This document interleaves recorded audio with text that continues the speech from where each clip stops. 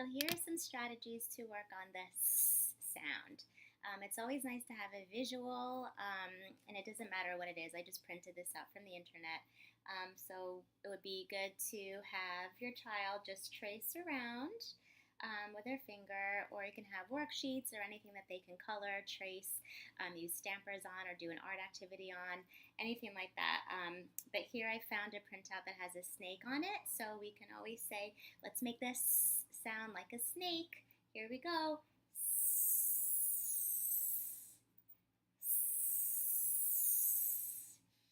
And here are some strategies to work on this sound. We always want to make sure that our tongue is behind our teeth. So this is the right way to do it.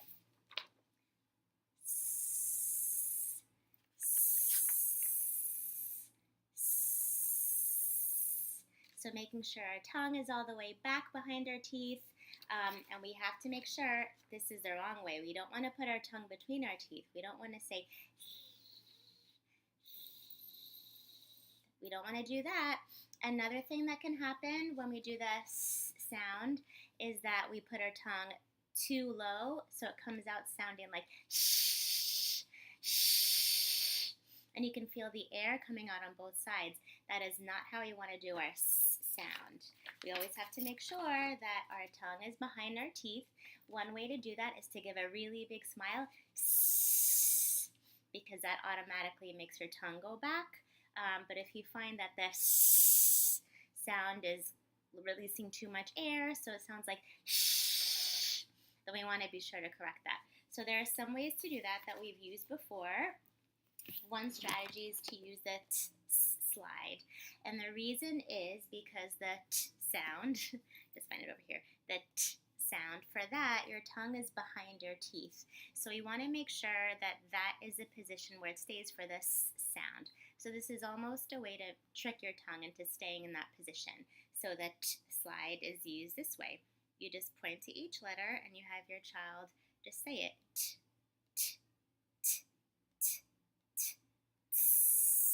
And then go down the slide. So you want to try to make that transition between the and this sort of quick, so that they can automatically just keep the tongue there and just go straight into this sound.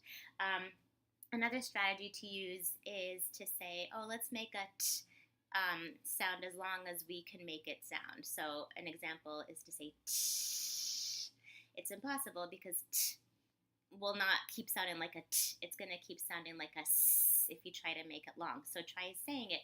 Just make the t as long as you can. It's going to turn into a s. So that's another fun, tricky way of doing it.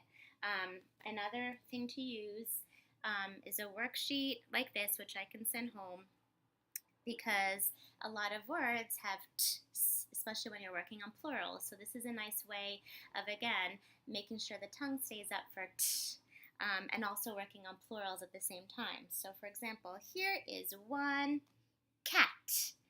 Cat. Here are two cats. Cats. So like we see over here, cats. Cats. Cats. So that's a nice visual to use. And we have different examples here, like here is one kite. Here are two kites. So working on that. Another technique that I like to use is to use a straw. So you can use this with the visuals, or you can use it without. It's up to you. But so the way we need to prompt it with a straw is to try and make sure that the air goes through the straw and not through the sides. So this is a nice way of trying to fix the sh sound that might develop, because when you do that, sh, you feel the air going in different directions.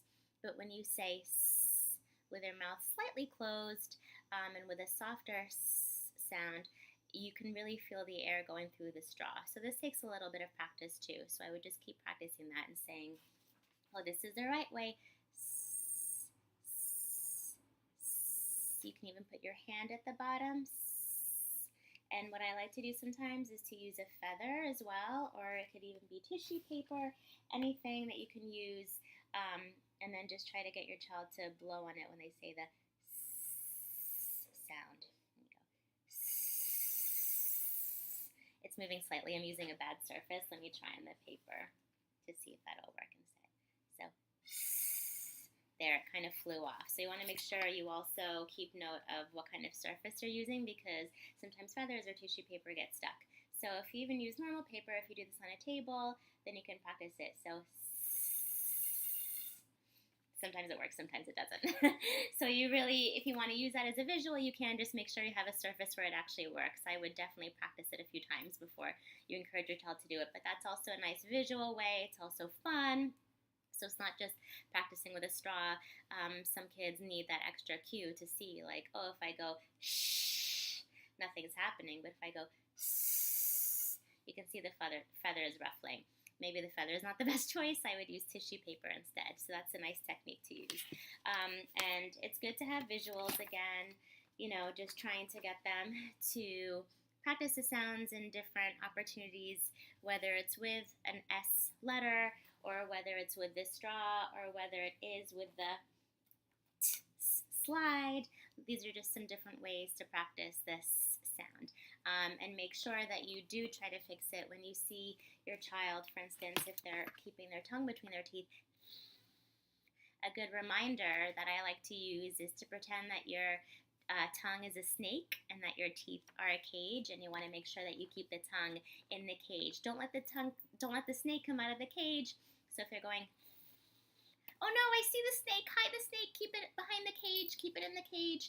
And then that's another fun way to do it. So instead of sticking their tongue out every time you see that, just remind them to keep the snake in the cage.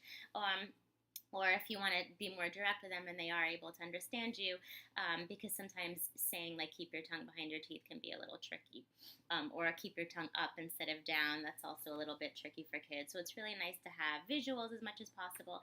Try to make it as fun as possible, because this sound is very difficult. It takes a lot of practice, a lot of exposure, a lot of repetition. So I would practice it as often as possible. Try to keep it as fun as possible. Use these visuals if you can. Use a straw with a feather or with a tissue paper. Make sure you test out the surfaces before you try that. These are all different ways to practice this sound. And another thing to do is to practice it by itself, but then also pair it with syllables once your child has mastered it. So sa, si, su, say, so. Just pairing it with different vowels, and you can call them silly words. And then once they grasp that concept, again, this can take some time and a lot of practice, then you would move on to words. So sit, sun, and then you can move on to this sound at the end of words. So I'm trying to think of something like mass, even though they're not really learning about mass right now. But those are just some examples. And then you would gradually move on to sentences and then the conversation. But that's kind of the hierarchy for all sounds that are learned. You kind of follow it that way. So in isolation, then with syllables, then in simple words, phrases, then sentences, and then in conversation. So these are nice ways to practice it. You can always model it, find different songs to sing, and try different things. So I hope that you found this very helpful.